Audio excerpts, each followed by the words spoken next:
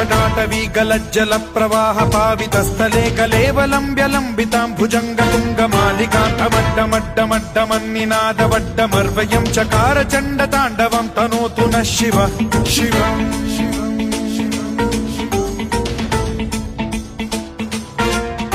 जटाकटाह सम्भ्रम भ्रम निलिम्ब निर्झरी विलोल वीचि वल्लरी विराजमान मूर्धनि धगद्धगद्धगज्ज्वलल्ललाट पट्ट पावके किशोर चन्द्रशेखरे रतिः प्रतिक्षणम् मम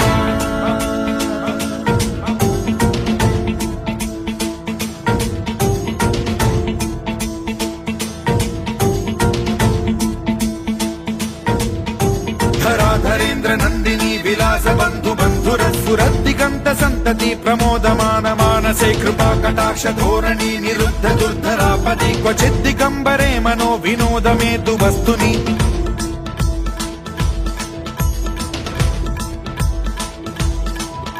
जटाभुजंग पिंगल स्फुरत् फणामणि प्रभा कदम्ब कुङ्कुमद्रव प्रलिप्त दिग्वधूमुखे मदान्ध सिन्धुर स्फुरत्वगुत्तरीय मेदुरे मनो विनोदमद्भुतं बिभर्तु भूत भर्तरि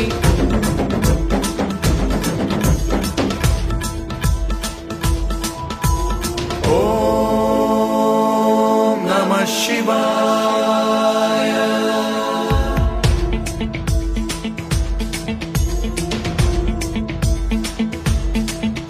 सदा शिवं भजाम्यहं सदा शिवं भजाम्यहम् ॐ नमः शिवाय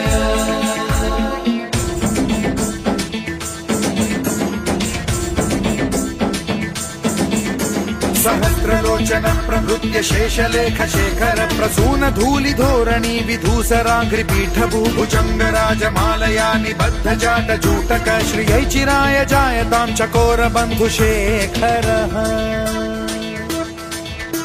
ललाट चत्वरज्वल धनञ्जय स्फुलिङ्ग भानि पीत पञ्चसायकं नमन्निलिम्प नायकं सुधामयूखलेखया विराजमान शेखरं महाकपालि सम्पदे शिरोजटालमस्तु नः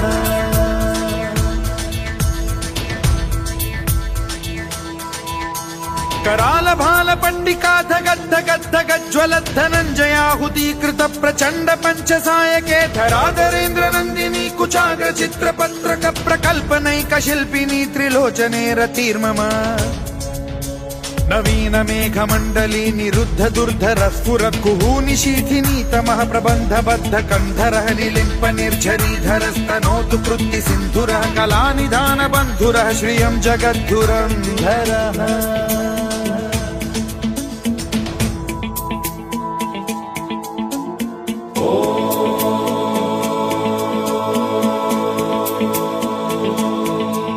प्रफुल्ल नील पंकज प्रपंच कालिम प्रभावलंबि कंठ कंदली रुचि प्रबद्ध कंधरं स्मरच्छिदं पुरच्छिदं भवच्छिदं मखच्छिदं गजच्छिदान्धकच्छिदं तमन्तकच्छिदं भजे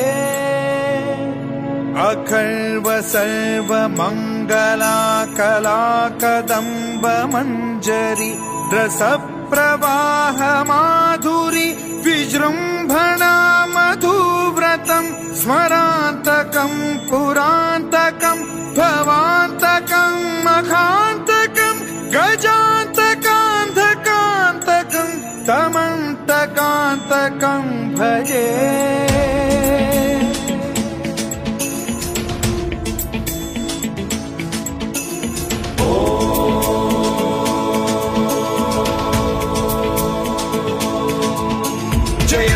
भ्रविभ्रम भ्रमद्भुजङ्गमश्वसद्विनिर्गमत्क्रम स्फुरत् कराल भाल हव्यवाढ्यमिद्धिमिद्धिमिध्वनन् मृदङ्ग तुङ्ग मङ्गलध्वनिक्रम प्रवर्तित प्रचण्ड ताण्डवः शिवा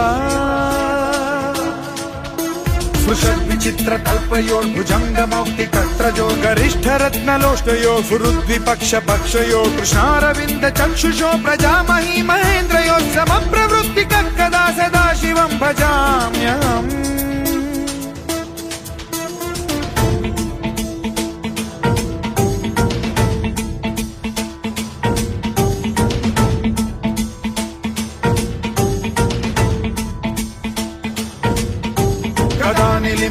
निर्झरी निकुञ्जकोटरे वसन् विमुक्तदुर्मतिः सदा शिरस्थमञ्जलिं वहन् विमुक्तलोललोचनो ललामभाललग्नकः शिवेति मन्त्रमुच्चरन् कदा सुखी भवाम्यहम्